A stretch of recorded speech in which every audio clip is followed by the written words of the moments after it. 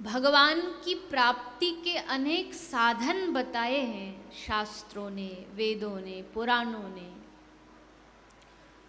उन सब साधनों में से भगवान की प्राप्ति किस साधन से सबसे सरल रूप में हो सकती है? देखिए, हर साधन से प्राप्ति तो भगवान की ही होनी है, पर फर्क इतना है कि कौन सा ऐसा साधन है जिससे भगवान बड़ी सहजता से, आसानी से प्राप्त हो जाए। और उसका सबसे बड़ा उदाहरण अजामिल। कैसे? कान्यकुब्ज नामक ब्राह्मण हैं अजामिल। इनके जीवन में बड़ी पवित्रता है, विद्वता है, खूब अच्छे पंडित हैं, अच्छे ब्राह्मण कुल में जन्म हुआ है, कर्म कांड करते हैं, विधियां करते हैं, और जीवन बड़ा आनंद से चल रहा था, सब कुछ बढ़िया चल रहा था। जीवन में सत्यता थी, पवित्रता थी, मर्यादा थी, सब कुछ था।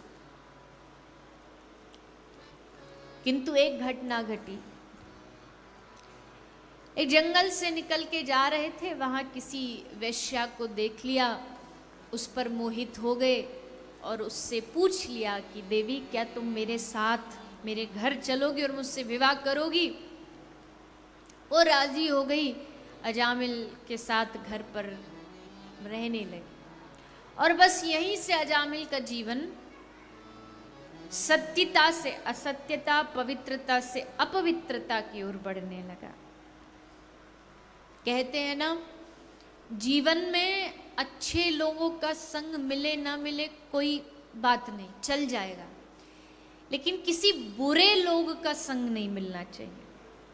क्योंकि अगर किसी बुरे व्यक्ति का साथ आपको प्राप्त हो गया, भले वो पारिवारिक रूप से हो, भले वो आपके पड़ोसी हो, मित्र हो, किसी भी रूप में हो, अगर गलत व्यक्ति का संग हमने कर लिया, कुसंग कर लिया, तो हमारे बने बनाए जितने पुण्य कर्म हैं, भक्ति है, सब कुछ नष्ट हो जाए। इसलिए कुसंग से दूर रहना चाहिए। आप गलत नहीं करते, ठीक बात है, पर जो गलत कर रहा है उससे भी दूर रहना पड़ेगा।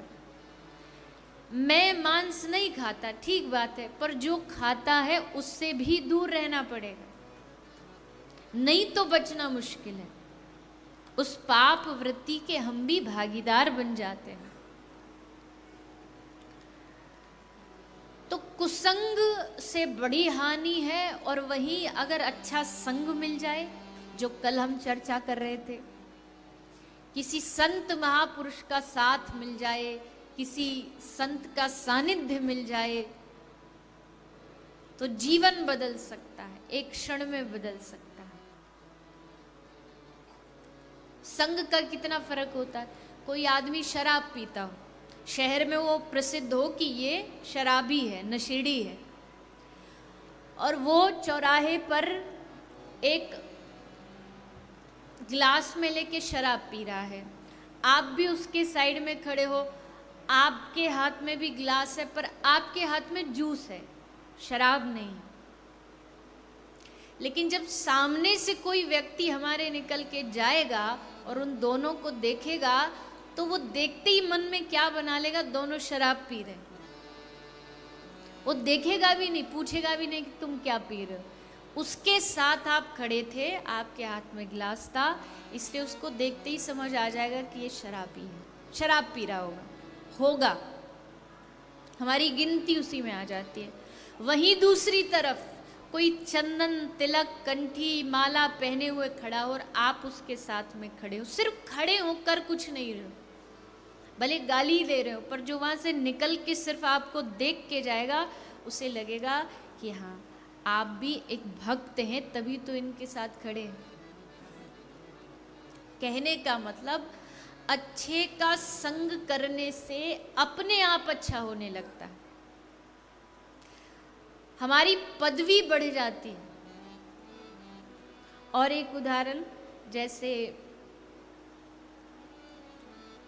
कोई डॉक्टर हो, डॉक्टर का ब्याह हुआ, उसकी पत्नी आई, अब पत्नी को कुछ भी नहीं पता, ये भी नहीं पता बुखार में गोली कौन सी ली जाती है, पर वो डॉक्टर की पत्नी है, इसलिए लोग उसको साधारण भाषा में क्या बोल देते हैं, कौन है ये, डॉक्टर साहब और ये डॉक्टरनी, भले कुछ भी नहीं आता हो।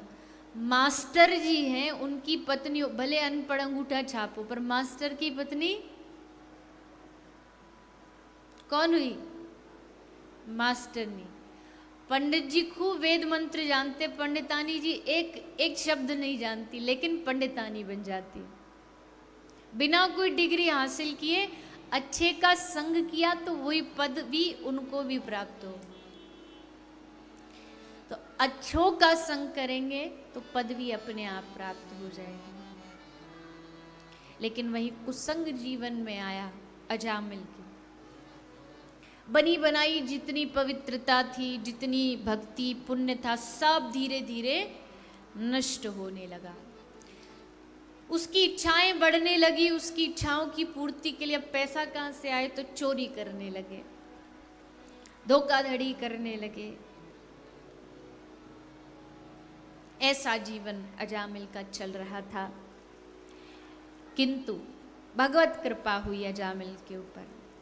गांव में कुछ संत पधारे, संतों का एक समूह आया और संतों ने आकर के गांव चौराहे पर कुछ लोग बैठे थे, बातें कर रहे थे। संतों ने उनसे पूछ लिया, भैया इस गांव में सबसे अच्छा धर्मावलंबी, सबसे अच्छा पवित्र ब्राह्मण कौन है, जिसके घर हम जाएं तो हमें प्रेम से सम्मान से थोड़ा भोजन पवा दे।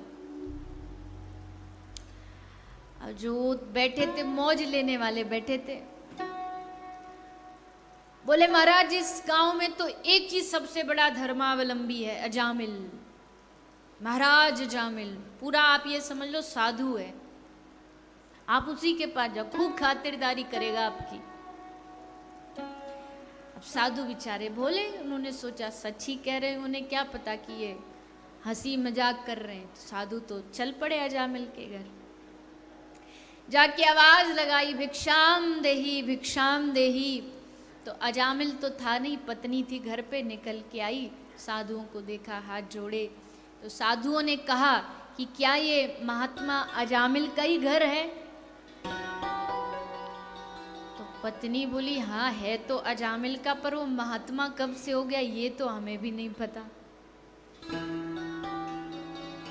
पर आप आए, पधारे, संत आए, आइए पधारिए, क्या आपके लिए क्या सेवा? बोले हम भोजन करेंगे। तो उसमें भी कहाँ से थोड़ी सद्बुद्धि आ गई, उसने सुंदर भोजन पकवान बनाया, सब संतों को परोस दिया, भोजन प्रसाद पाया संतों ने। प्रसाद पाने के बाद जब जाने के लिए तैयार हुए, तब अजामिल की एंट्री हुई, तब अजामिल वापस आया। और जैसे उसने साधुओं को देखा तो देखते ही एकदम, इनको किसने घर में बुलाया? पत्नी समझा रही है कि आप थोड़ा शांत रहिए, देखिए घर में आ गए, अब ये सब कहना ठीक बात नहीं है, आप थोड़ी शांति बनाए रखिए। अब साधुओं ने सोचा बढ़िया ब्राह्मण है, संतों का सम्मान करता है, तो बोले कि महाराज भोजन तो हमने कर लिया, अब हम जा रहे हैं, तो लाइए दक्षिणा। संतों को भोजन पवाए तो दक्षिणा भी देनी पड़ेगी। अजामिल बोला एक मेरे घर में तुमने भोजन पाया और तुम अभी भी यहाँ सही सलामत खड़े हो, तुम्हारा लोटा सोटा कमंडल मैंने तुमसे छीना नहीं, समझो यही सबसे बड़ी दक्षिणा है। अब आप यहाँ से विदा लीजिए। संत बोले देखो भैया, जिस घर का हम अन्न खाते हैं ना, ऐसे तो हम जा नहीं सकते, दक्षिणा में कुछ तो देना पड़ेगा। अच्छा चले एक काम करते, तेरी पत्नी गर्भवती है ना, इसके गर्भ से एक पुत्र का जन्म होगा, बेटे का जन्म होगा। तू बस इतनी दक्षिणा में हमें वादा कर दे कि तू उस बेटे का नाम नारायण रखेगा।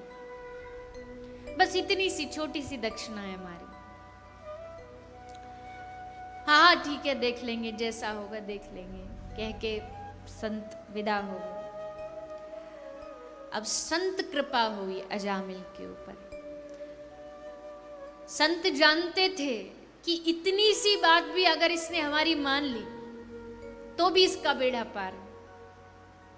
और जब बेटे का जन्म हुआ तो अजामिल ने नाम रख दिया नारायण। संत की बात कैसे बुद्धि में आ गई, नाम नारायण रख दिया। अब फिर से अजामिल का जीवन परिवर्तित हुआ। अब उस पर नाम भगवान की कृपा हुई। नाम एक होते हैं भगवान और एक होते हैं नाम और नामी। इन दोनों में कोई भेद नहीं होता है। भगवान और भगवान के नाम में कोई भेद नहीं है। अगर आप जीभ से कृष्ण कृष्ण कह रहे हैं तो मतलब साक्षात जीभ पर कृष्ण ही बैठे हैं, कृष्ण नाम नहीं, कृष्ण ही बैठे। कृष्ण नाम में इतना, भगवान नाम में इतनी शक्ति है, इतनी ताकत है। तो ले रहा है बेटे का नाम। कैसे? अरे नारायण सुनते हो, इधर आओ। अरे बेटा नारायण सुनते हो, जरा थोड़ा जल लेके आओ। अरे नारायण चलो बाहर चलते हैं। सुबह नारायण, शाम नारायण, दोपहर नारायण, नारायण नारायण नारायण। न जाने दिन में कितनी बार अजामिल के मुख से नारायण नारायण उच्चारित होता। यहाँ नारायण वो अपने पुत्र को बुला रहा है और वहां बैठे नारायण जब भी वो नाम लेता है तो प्रभु एकदम चकित हो जाते, कोई मुझे बुला रहा।